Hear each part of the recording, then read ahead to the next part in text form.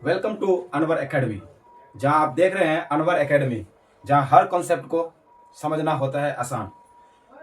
तो हमारे मकसद है सिर्फ रटना ही नहीं, बल्कि कॉन्सेप्ट को आसान तरीकों से समझना और लागू करना।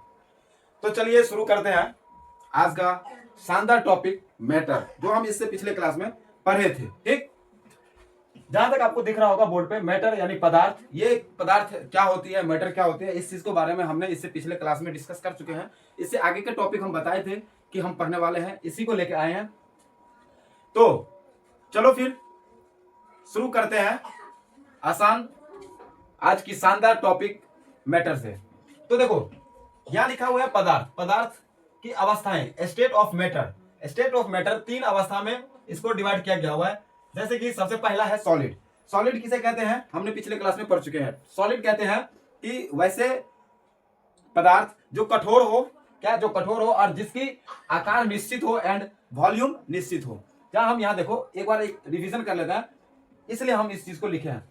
क्या होता है, पदार्थ की अवस्थाएं कितनी होती है, तीन होती है। पहला, जैसे कि आपको अवस्था आपको दिख रहा है, स्टेट और आकार, आयतन। जैसे कि आपको दिखा होगा, पहला ठोस है। क्या, पहला आपको ठोस, इसका क्या होता है, शेप जो होता है निश्चित होता है। क्या होता है, शेप निश्चित होता है और इसका वॉल्यूम भी निश्चित होता है। जैसे कि मान लो अगर तो आपने ठोस कोई पदार्थ ले लिया, जैसे ईंटा ले लिया, कोई भी चीज, या फिर आइस ले लिया, तो अब ये क्या करेगा, इसका शेप जो होगा ना निश्चित है। इसको जहां भी हम रखेंगे सेम एग्जैक्ट इतना ही इसका आकार, आकार इसका फिक्स ही रहेगा। जैसे कहीं भी रखो तो वो इतना जगह लेगा। इसका वॉल्यूम भी फिक्स रहेगा कि इसको रखने के लिए इतना जगह की निश्चित आवश्यकता है। इसी प्रकार हम देखेंगे लिक्विड, यानी कि इसका जो है आकार अनिश्चित होता है। इसको जिस भी चीज में रखेंगे हम, वो उसका आकार ले लेगा। जैसे अगर हम एक गिलास पानी को किसी भी बर्तन में रखते हैं, तो फिर क्या होता है, इसका आकार ले लेता है। जब इस पानी को हम एक प्लेट में रखते हैं तो ये प्लेट का आकार ले लेता है। जब इसको एक बोतल में हम रखते हैं तो फिर ये एक बोतल का आकार ले लेता है। तो इसका आकार क्या होता है, चेंज होता रहता है, लेकिन इसका शेप क्या है, निश्चित होता है। इसको जिस भी बर्तन में रखते हैं उस बर्तन का वो शेप ले लेता है। ठीक, अब अगला देखेंगे, जैसे कि गैस। गैस क्या होता है, इसका आकार जो होता है ना अनिश्चित होता है और इसका वॉल्यूम भी अनिश्चित होता है। जैसे अगर किसी गैस को हम, अगर एक बड़ा सा सिलेंडर है, अगर इस सिलेंडर में गैस 5 लीटर मतलब इसका कैपेसिटी है, तो यह 5 लीटर गैस इसमें भर सकते हैं। लेकिन कम होने के बाद ये पूरा शेप लिया रहता है। शेप इसका जितना बड़ा बर्तन करेंगे वो उतना बड़ा फैल जाएगा। आगे हम पढ़ेंगे क्यों फैल जाता है, इसका क्या प्रॉपर्टी है, सारा डिस्कस करने वाले हैं। तो इसका जो है आकार भी अनिश्चित रहता है और वॉल्यूम भी अनिश्चित रहता है। अब देखेंगे हम अवस्थाओं में परिवर्तन, चेंज इन स्टेट। अवस्थाओं में क्या क्या परिवर्तन होता है, तो यहाँ सिंपल से लिखा हुआ है अवस्थाओं में परिवर्तन। इससे पहले हम देख लेते हैं physical property of matter. Physical property of matter, matter का फिजिकल प्रॉपर्टी क्या है, तो यहां लिखा हुआ है it is the compose of the smallest particle, यानी कि यह छोटे छोटे कणों से मिलकर बना होता है। एक पदार्थ जो है एक छोटे छोटे कणों से मिलकर बना होता है। उसके बाद सेकंड नंबर है कि पदार्थ के कण के बीच रिक्त स्थान नहीं होती है। ऐसा नहीं है कि किसी भी पदार्थ के बीच गैप रहेगा, गैप नहीं रहता है। उसके बाद देखेंगे रहता है बट उतना ज्यादा नहीं रहता है। This air impacting space present among the particle of matter. उसके बाद देखेंगे तीसरा जो है इसका प्रॉपर्टी, पदार्थ के कण गतिशील होते हैं, यानी particle of the matter are movable. जितने भी पदार्थ के मॉलिक्यूल्स होते हैं, पार्टिकल होते हैं, वो मूव करते रहते हैं आपस में। ठीक, ये भी हम आगे देखेंगे। उसके बाद जैसे कि पदार्थ के कण एक दूसरे को आकर्षित करता रहता है। अब देखो आकर्षित करता है मतलब कि एक, जैसे कि आयरन या फिर ये मार्कर, ये आपस में इसका जो मॉलिक्यूल्स, यानी कि इसका जो क्या कहते हैं पार्टिकल्स है ना, वो एक आपस में अट्रैक्ट किए हुए रहते हैं, अपने खींचे हुए रहते हैं, इसीलिए टूटता नहीं जल्दी। इससे भी ज्यादा अट्रैक्ट जैसे कि लोहा, आयरन, इस सब में रहता है। इस सब का जितना भी पार्टिकल्स रहते हैं ना, वो ज्यादा अक्सर अपने में कनेक्टेड रहते हैं, खींच नहीं सकते। इसका मॉलिक्यूल्स एक दूसरे को अपने पास क्या करता है, आकर्षित करके रखा रहता है। लेकिन ये भी चीज पढ़ेंगे कि कौन से मैटर में, यानी कि कौन से पदार्थ में किसका पार्टिकल्स कितना मजबूत होता है, कितना वीक होता है, ये सारा चीज हम आगे देखेंगे। उसके बाद जैसे है कि पदार्थ के कण एक दूसरे को आकर्षित करता है, यानी particles of the matter, particles of the matter attract to the each other, एक दूसरे को अपने ओर आकर्षित करता है। इसी प्रकार हम देखेंगे अवस्थाओं में परिवर्तन, changes in the state. State में क्या चेंज आते हैं, कि जैसे स्टेट चेंज बोले तो आपने क्या करता होगा, फ्रिज में जब भी पानी रखता होगा तो वो आइस के फॉर्म ले लेता है। क्यों लेता है, उसे क्यों क्या बोलते हैं, कितना टेम्परेचर पे ये बर्फ, पानी से बर्फ बनना, बर्फ से पानी बनना, ये सारा चीज हम डिस्कस करेंगे। तो देखो पहला, जैसे यहाँ लिखा हुआ है सॉलिड, क्या लिखा है, सॉलिड, ठोस। जब ठोस से कोई भी चीज गैस में सीधा परिवर्तन होता है उसे क्या कहते हैं, सब्लिमेशन कहते हैं, जिसे हम ऊर्ध्वापातन कहते हैं हिंदी में। क्या कहते हैं, सब्लिमेशन कहते हैं, और हिंदी में से ऊर्ध्वापातन कहते हैं। सारा का हम डिफिनेशन भी लिखवा देंगे। और यही चीज अगर गैस से अगर कोई चीज सीधा अगर ठोस में परिवर्तन हो उसे हम कहते हैं निक्षेपण कहते हैं, या फिर सोलिडिफिकेशन कहते हैं। ठीक, क्या कहते हैं, सोलिडिफिकेशन या फिर निक्षेपण कहते हैं। उसके बाद जब कोई भी चीज गैस से सीधा लिक्विड में चेंज हो, गैस से सीधा लिक्विड में चेंज हो, उसे हम क्या कहते हैं, कंडेंसेशन कहते हैं, जिसे हम संघनन कहते हैं। क्या कहते हैं, कंडेंसेशन कहते हैं या फिर संघनन कहते हैं। उसके बाद अगर कोई भी चीज गैस से द्रव से लिक्विड में चेंज हो उसे हम क्या कहते हैं, बॉइलिंग पॉइंट कहते हैं, या फिर उसे हम क्वथनांक कहते हैं, वाष्पीकरण। जब भी अगर हम देखेंगे, अभी हम बताएंगे एक एक करके सारा चीज बताएंगे, अभी बस दिखा रहे हैं और इसको नोट करना है। तो अब हम देखेंगे कि ऊर्ध्वापातन किसे कहते हैं। तो यहाँ लिखा हुआ example, subliminals is the process in which a solid change directly into a gas without first becoming a liquid। यानी कि वो सीधा क्या होता है कि, हाँ जी, यानी कि सब्लिमेशन होता है, एक प्रोसेस होता है, वो एक प्रोसेस है जो सॉलिड से चेंज डायरेक्ट इनटू गैस में कर देता है। यानी कोई भी चीज सॉलिड में है, कोई भी चीज, जैसे कि आप एग्जांपल देखेंगे तो कपूर, ये क्या है ना, कपूर अगर हम जैसे ही उसको खोल के रखते हैं कहीं भी तो वो लिक्विड नहीं बनता है, वो सीधा गैस बन के उड़ जाता है। इसके बाद आगे देखेंगे तो इसमें होता है नेफ्लिन की गोली, उसके बाद होगा अमोनियम क्लोराइड। ये सारे चीज ऐसा मटेरियल है, ऐसा मैटर है, वो सीधा सॉलिड से गैस में कन्वर्ट हो जाते हैं। तो उसके बाद है solidification. Solidification is the process in which a liquid change into a solid when it is called, जैसे क्लोड। जब कोई भी चीज, एक ऐसा प्रोसेस जो विच इज द लिक्विड से चेंज होके क्या हो जाए, वो सॉलिड में चला जाए। जब यह लिक्विड से, किससे, लिक्विड से चेंज होके सॉलिड बने, इस प्रोसेस को क्या कहते हैं, सोलिडिफिकेशन कहते हैं। ठीक, यहां तक समझ में आया। जैसे कि देखो अगर इसका एग्जांपल हो जाएगा, सबसे पहले क्या था, लिक्विड। अगर हम लिक्विड से सॉलिड में चेंज कर रहे हैं तो लिक्विड में वाटर ले लो, वाटर लेगा, इसे क्या करेगा, इसका टेम्परेचर लो करेगा, तो फिर ये क्या हो जाएगा, धीरे धीरे बर्फ बन जाएगा, आइस बन जाएगी। समझ में आ गया। तो जैसे ये आइस बनेगा तो वो सीधा क्या चेंज होगा, तो इसी को क्या कहते हैं, सोलिडिफिकेशन कहते हैं। अगला देखेंगे, एक है मेल्टिंग पॉइंट। ये कहां गया, मेल्टिंग पॉइंट, ये रहा। मेल्टिंग पॉइंट क्या होता है कि द्रव से सीधा ठोस बनना।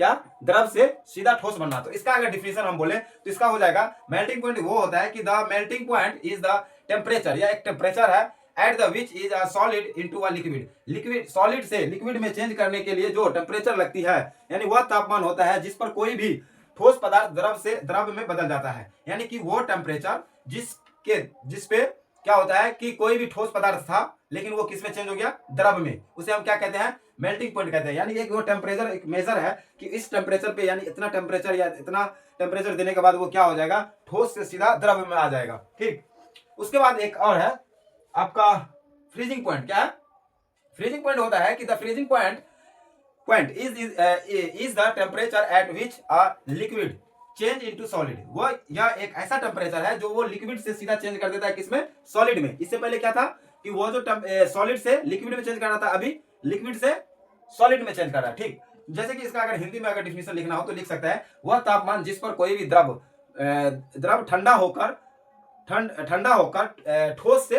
ठोस में बदल जाए, वह तापमान जिस पर कोई भी द्रव ठंडा होकर ठोस में बदल जाए।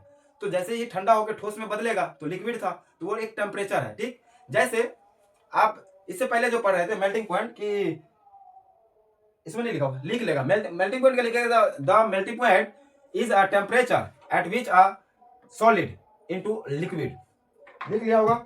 अब हिंदी वाले जो भी है, हिंदी में नोट करना है तो लिखना है कि वह तापमान जिस पर कोई भी ठोस पदार्थ द्रव में बदल जाता है, कोई भी ठोस पदार्थ द्रव में बदल जाता है। जैसे अगर मान लो आइस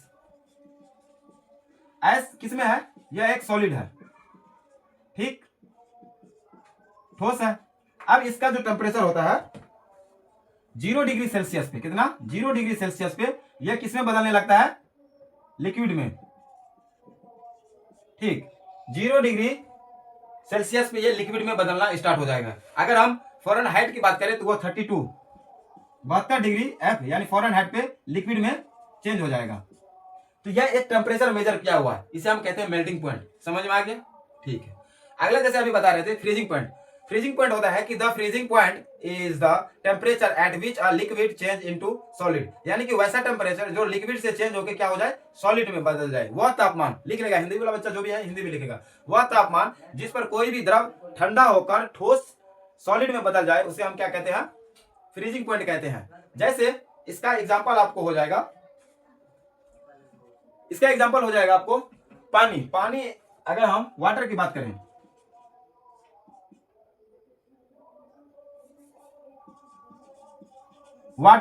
वाटर को जब हम लोग 0 डिग्री सेल्सियस पे लेके जाते हैं तो ये बर्फ में कन्वर्ट होने लगता है। कितना पे, 0 डिग्री सेल्सियस पे जाता है तो फिर क्या हो जाता है, ये बर्फ में कन्वर्ट हो जाता है, यानी कि आइस बन जाता है। जब भी हम लोग फ्रिज में रखते हैं तो जब तक उसका टेम्परेचर 0 नहीं होगा तब तक वो क्या होगा, बर्फ में चेंज ही नहीं होगा। इसीलिए फ्रिज में नहीं होता है, फ्रीजर में रखने पे वाटर आइस में चेंज होता है। ठीक, यहां तक समझने में दिक्कत? अगर दिक्कत नहीं तो जो भी बच्चे को हम बोल रहे हैं डेफिनेशन, इतना बड़ा बोर्ड पे बार बार मिटाना लिखना बहुत टफ हो जाता है, इसीलिए हम बोल देते हैं मुंह से, आप सारा नोट डाउन कर लेंगे। अगला हम देखेंगे कंडेंसेशन। कंडेंसेशन क्या होता है कि is the process in which a gas change into अ, एक मिनट रुकेंगे।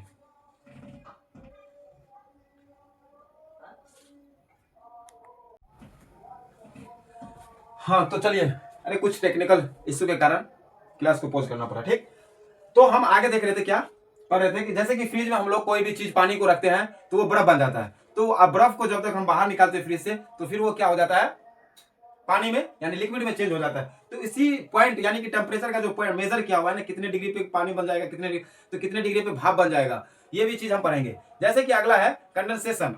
कंडेंसेशन का आप लोग लिखेंगे डिफिनेशन, इज द प्रोसेस, यानी condensation is the process in which a gas change into a liquid when it is कॉल्डेड, यानी कि वह प्रक्रिया जिसमें कोई भी गैस ठंडी होकर द्रव बन जाए। क्या, वह प्रक्रिया जिसमें, आराम से बोलेंगे, ठीक लिखो, condensation is the process in which a gas, लिखा, change into a liquid when it is colded. ठीक, हिंदी वाला बच्चा अगर लिखना चाहेगा तो लिखेगा वह प्रक्रिया जिसमें कोई भी गैस ठंडी होकर द्रव में बदल जाता है। क्या, द्रव में बदल जाता है। इसका एग्जांपल बताओ, एग्जांपल एक दो बताओ। ठीक, एग्जांपल हो जाएगा जैसे कि ठंडे गिलास के बाहर पानी का बूंद बनना। जैसे आपके पास एक गिलास है, कोई सा एक गिलास है, इसके पीछे देखेगा इधर बूंद बूंद बन जाता है ठंडा के कारण।